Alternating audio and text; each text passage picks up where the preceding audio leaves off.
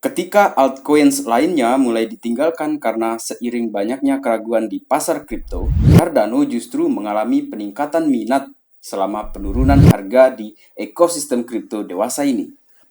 Welcome back to Black Cuan my friend.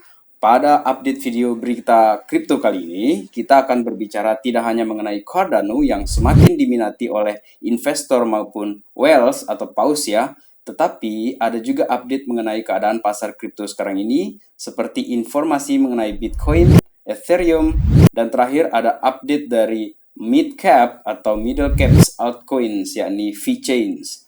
Baik, langsung saja. Yang pertama di sini itu adalah kita cek keadaan secara keseluruhan ya untuk pasar kripto dari CoinGecko, dan ya Bitcoin ini masih senang dia naik turun di level 28 sampai 32.000 dollars. Dan seperti yang dikatakan oleh Lord Davis di sini, Bitcoin sudah seperti stable coin sekarang ini, dan ya memang ya harganya di situ saja selama ini.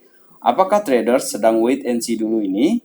Karena seperti yang kita tahu bersama ya, The Fed itu akan mengeluarkan informasi terbaru seputar inflasi dan kenaikan suku bunga. Karena kenaikan Fed Fund Rate itu bisa memicu pelemahan mata uang global. Untuk informasi ya, inflasi di Amerika ini telah memaksa The Fed untuk kesekian kalinya ini dan mereka terpaksa menaikkan suku bunga. Dan dari DXY atau dollar index ini di chartnya itu sedang mengalami pola kenaikan setelah dia sempat melemah ya beberapa hari yang lalu, dan sejauh mana ya kenaikan ini nanti ini akan sangat erat kaitannya dengan pasar saham maupun kripto secara khusus ya yang kita bahas di sini. Jika suku bunga nanti semakin gila-gilaan naiknya, maka saya memperkirakan akan ada turbulensi yang terjadi di pasar saham maupun pasar kripto. Harus kita akui teman-teman bahwa ketika suku bunga dolar itu naik, Bitcoin terutama ya, boleh jadi itu akan kena hantam cukup keras nantinya. Skenarionya, orang-orang itu akan panik, lalu dia lepas barang. Lalu sesuai ekspektasi, BTC memang benar akan turun. Begitupun juga dengan altcoins, bahkan altcoins yang paling parah. Semua yang jual barang itu akan merasa aman nantinya karena melihat hal itu terjadi kan. Nah, terus dia akan tunggu aman atau paling bottom lah dari pasar kripto ini. Dan secara skenario ini, misalnya ya, terlenalah orang-orang yang sudah lepas barang tadi. Nah, disitulah mereka baru akan sadar nanti setelah berbulan-bulan Bitcoin sudah lebih tinggi harganya bahkan dari harga di saat mereka menjualnya dahulu. Dan ini terjadi seringnya itu sangat cepat ya, bull run itu naik atau FOMO itu datang itu, dan itu semua berdasarkan kejadian bull run yang sudah terjadi sebelum-sebelumnya itu teman-teman. Dan Bitcoin ya, terlepas dari perjalanan roller coasternya yang baru-baru ini ya, ini ada pertanyaan, mengapa investor itu bullish di Bitcoin? Alasan paling mendasar ya dari para investor kelas atas ini itu adalah visi mereka itu yang jauh ke depan. Dari data sentiment ini di halaman berita ini menunjukkan penurunan jumlah Bitcoin di exchange itu semakin tajam. Dan ini terjadi ketika orang-orang itu tidak ingin menjual Bitcoin mereka. Jadi mereka ini sudah siap ya dengan segala resiko jangka pendek itu. Tampaknya demikian teman-teman. Dan ditambah lagi ya, ada sebuah news dari kolom Nasdaq.com. Bitcoin Bull mengatakan bahwa BTC dapat mencapai 250.000 dollars di masa depan. Haruskah Anda membeli saat Anda berencana untuk pensiun? Adapun seorang milioner yang menyatakan demikian itu adalah Jan van Eyck atau Jan van Eyck ya, seorang CEO manajer aset ya Van Eyck yang bernilai 80,4 miliar dollars. Dan dia ini percaya bahwa Bitcoin akan mencapai 250.000 dollars. Namun dengan satu warning katanya dia di sini, Van Eck ini menyarankan mencapai titik harga seperti itu bisa akan makan waktu ya mungkin kurang lebih selama 1 dekade ke depan teman-teman. Jika demikian, apakah ini menjadi alasan yang kuat ya bagi investor untuk memasukkan kripto dalam portofolio pensiun mereka? Bolehlah teman-teman sharing ya visi dan perspektif teman-teman tentang aset kripto secara umum dalam beberapa tahun ke depan. Silakan menulisnya di kolom komentar ya di sana. Barangkali kita bisa berdiskusi lebih lanjut. Dan sebelum menuju ke Cardano yang merupakan koin paling diminati selama bear market, ada info terbaru dari ETH atau Ethereum ya. Tampaknya itu memiliki kendala dalam perubahannya menuju proof of stakes. Ini bersumber dari sebuah tweet ya, dikatakan di sana 30% blok gagal. Tidak ada yang tahu mengapa dan tidak ada komentar lebih lanjut dari pengembang saat ini atau dari developer saat ini dari ETH ya. Jadi tim Ethereum ini sudah menjalankan testnet ya, tetapi ternyata masih belum bagus. Sedangkan di halaman berita lainnya ya, founder Cardano, Charles Hoskinson ini menyatakan bahwa Ethereum 2.0 itu akan diluncurkan tidak lebih awal dari 2023, bahkan lebih mungkin nanti di 2024.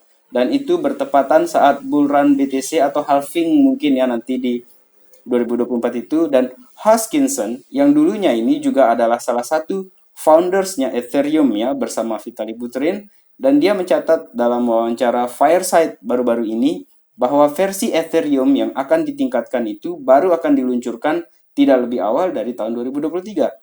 Ini berbeda ya dengan laporan yang beredar secara online beberapa minggu lalu ketika banyak yang berspekulasi bahwa Ethereum 2.0 akan diluncurkan pada Agustus tahun ini. Menurut Hoskinson ya, Ethereum 2.0 ini kemungkinan besar itu akan diluncurkan pada 2023. Dan menambah informasi ya bahwa barangkali itu pun bisa mundur ke 2024.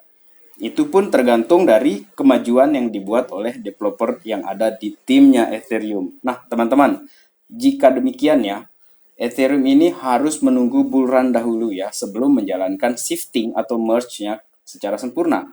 Boleh jadi juga kan, karena di saat bear market itu banyak developer itu tidak mau ambil risiko karena orang-orang takut dengan keadaan bear market ini, dan mereka baru nanti itu akan menjalankan proyek-proyeknya itu di saat bull run. Nah, disitulah keuntungan orang-orang yang sudah menabung banyak-banyak di saat bear market. Saat orang FOMO, mereka tinggal lepas barang saja. Karena otomatis harganya sudah tinggi sekali kan? Tetapi harap diingat teman-teman bahwa metode pembelian di bear market itu wajib membelinya dengan strategi tertentu ataupun kemampuan keuangan masing-masing. Dan itu silakan dilakukan sendiri ya. Sekarang ke Cardano teman-teman. Cardano is the most held crypto in bear market, survey shows. Jadi ini berdasarkan survei, Cardano ini menunjukkan kekuatan dan ketangguhan di saat rekan-rekan altcoins lainnya itu hampir retak di bawah tekanan. Cardano ini merupakan salah satu jaringan blockchain yang paling kuat dalam bisnis cryptocurrency saat ini, dan ini adalah aset kripto yang dicoba dan diuji terus-menerus. Charles Hoskinson, the foundersnya, itu menggambarkan ADA sebagai teknologi futuristik yang solid dengan staf pemrograman dan memprioritaskan ketelitian daripada kecepatan. Slow but sure, teman-teman. Dan di survei tersebut menghasilkan sebuah data baru di mana Cardano mendapat skor 78%, sementara Bitcoin hanya 11%, dan terakhir Ethereum itu dengan skor 5% sebagai aset yang paling banyak diminati selama bear market. Dan Hoskinson juga mengomentari jajak pendapat baru-baru ini ya yang dilakukan oleh London Real TV di Twitter ya, dan katanya di sana di pasar yang buruk in bad market hampir 80% memilih ADA atau token aslinya Cardano itu daripada cryptocurrency lainnya.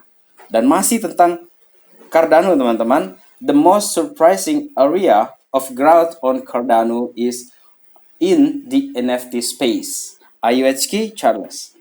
Area pertumbuhan yang paling mengejutkan dari Cardano ini adalah di bagian NFT-nya. Dan tampaknya ini akan menjadi ancaman serius terhadap Ethereum yang merupakan big boss-nya NFT saat ini. Dan kalau berandai-andai ini teman-teman ya, jika ETH itu gagal migrasi ke Proof of Stakes, maka blockchain yang paling tangguh untuk menguasai NFT space ini akan ada dua teman-teman. Ada dua kemungkinan. Saya tidak mau menyombongkan Cardano saja tanpa mempertimbangkan yang lainnya. Di sini yang akan bersaing habis-habisan nanti itu adalah kemungkinan besar Cardano dan Solana. Dan di NFT space-nya Cardano sekarang ini ada berita yang fresh ya, dan cukup mengembirakan karena Anthony Hopkins yang merupakan aktor senior Hollywood sekarang ini sudah menunjukkan minatnya pada NFT. Anthony Hopkins ini adalah karakter yang paling terkenal ya sebagai Dr. Hannibal Lecter. Jadi saya membaca novelnya dan ternyata filmnya sudah lama sekali dibuat ya, yang ini di sekitar tahun 90-an awal, dan setelah itu barulah saya tahu ya dia ini merupakan seorang aktor kawakan di Hollywood and the most respectful actor bagi artis baru Hollywood lainnya. Oke, kita balik ke topik dulu, ke Cardano. Dan saya berasumsi bahwa masa depan Cardano ini memang tampaknya itu akan semakin cerah, teman-teman. Dan tentang NFT ini ada sebuah tweet keren yang menjawab pertanyaan seputar NFT ya. Seperti dikatakan di sini, untuk apa saya beli digital art jika saya tidak bisa gantung dia di tembok? Dan the best answer untuk pertanyaan seperti ini itu adalah Anda menghabiskan waktu lebih banyak melihat layar handphone atau melihat tembok rumah Anda. Dan sebelum kita melanjutkan ke update altcoin VeChains ya, saya ingin tahu pendapat kalian dulu mengenai Cardano ini, teman-teman. Silakan gunakan kolom komentar di sana untuk sharing opini maupun perspektif kalian mengenai Cardano ini. Selanjutnya ada tweet ya dari Altcoin Daily. Breaking, VeChains telah mengumumkan kesepakatan sponsor $100 juta dengan UFC. Dan di tweet yang satunya lagi, saya sangat bersemangat untuk akhirnya mengumumkan VeChain Tech sebagai mitra blockchain resmi UFC, a global leaders in blockchain technology with real-world application. Andres Enrique Bell, Director Global Partnership LATAM. Perusahaan logistik blockchain ya, VeChain Foundation ini telah menandatangani kemitraan pemasaran multi-tahun dengan Ultimate Fighting Championship UFC senilai hampir $100 juta dan menjadi mitra blockchain layar satu pertama di UFC. Untuk informasi, UFC ini adalah promotor dan penyelenggara acara terbesar untuk seni bela diri campuran atau MMA ya. Dan aset serta merek pemasaran VeChains itu akan diintegrasikan di seluruh UFC dalam acara secara live nanti di sana dan promosi di dalam arena, media sosial, dan wilayah-wilayah atau area-area lainnya. Kesepakatan itu dilaporkan bernilai hampir $100 juta selama kemitraan 5 tahun minimum yang dikutip oleh Sport Business Journal. Wakil Presiden Senior Kemitraan Global UFC, Paul Asensio, itu mengatakan pendapatan sponsor UFC ini telah naik 30% dari yang sudah sebelumnya dan memecahkan rekor 2021 sebagai hasil dari kesepakatan. Dan setelah Crypto.com ya, kini VeChains juga akan tampil nanti di UFC Arena. Dan bagi yang sudah percaya dengan VeChains ini merupakan informasi yang sangat menggembirakan teman-teman, sebab VeChains ini adalah salah satu koin yang juga saya sering bahas di Black Chuan. Dan ketika di tengah bear market begini, dia membangun kerjasama dalam jumlah besar, itu adalah salah satu petanda bahwa akan langgeng ini proyek ke depannya. Nah, itu pendapat pribadi saya ya. Dan terakhir teman-teman, menutup video ini itu adalah dengan mari kita sama-sama lihat ya returns atau profit dari investasi satu dekade di aset kelas dunia, di mana salah satunya termasuk Bitcoin. Jika portofolio kita di Tesla saja ya, sejak 10 tahun terakhir ini, kenaikan kita itu adalah yang terbaik dari sekian banyak saham kelas atas lainnya, seperti Amazon, Apple, Microsoft, dan Google.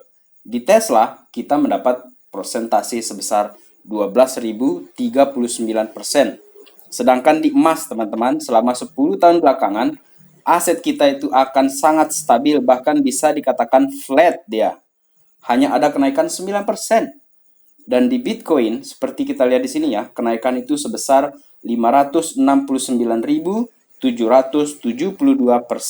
Itu adalah persentase yang didapatkan oleh orang-orang yang percaya dengan Bitcoin sejak 10 tahun lalu. Di waktu yang akan datang, berapa perkiraan teman-teman untuk persentase kenaikan Bitcoin ini ataupun altcoin lainnya? Baik, demikian video kali ini. Terima kasih telah menonton. Salam Black Chuan. Peace, my friend.